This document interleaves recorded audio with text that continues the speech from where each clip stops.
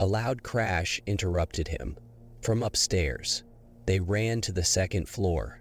Kanae reached the source first, the old art room, the mirror. It was there again, now moved, now standing in the center. Haruto stood in front of it, trembling, his eyes wide with horror. "There's something inside," he said. Then, as they watched, a black hand slowly emerged from the mirror's surface, its fingers long and clawed, reaching for him. Yuto lunged forward, grabbing Haruto's arm and yanking him away, just as the hand snapped back into the reflective glass. The mirror's surface rippled like dark water. Rainwater dripped from the cracked ceiling above, landing in pools around their feet. Saki pressed her back against the wall, panting. "It's not just showing us things anymore. It's trying to bring them out." Kane's eyes flickered between the mirror and her friends. She knelt to inspect Haruto's palms. Small purplish bruises formed where the mirror's chill had gripped him. "We need to seal it," she said quietly, voice trembling, "before it kills us." Haruto shook his head. "No, it's alive. I could feel it pulling me in." "Now step forward," voice forced to be steady. "We have to destroy it." She produced a metal rod she'd scavenged from a broken display easel. Lightning flashed outside, illuminating the horrific scene. Yuto hesitated, remembering the legend. Destroying the mirror might unleash something worse. But Haruto's eyes pleaded for action. With a nod, Yuto gripped the rod, raised it, and smashed the glass.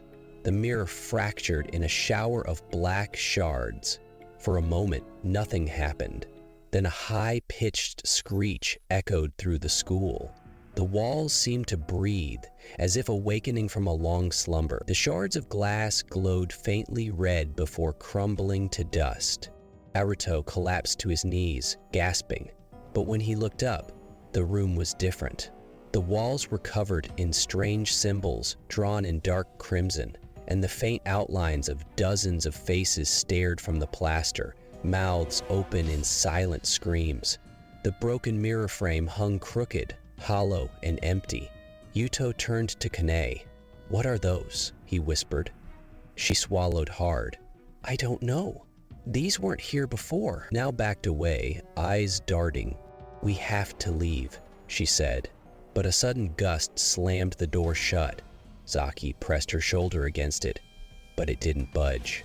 From beyond the walls, a distant chanting began, low and rhythmic, like the muted beating of a monstrous heart.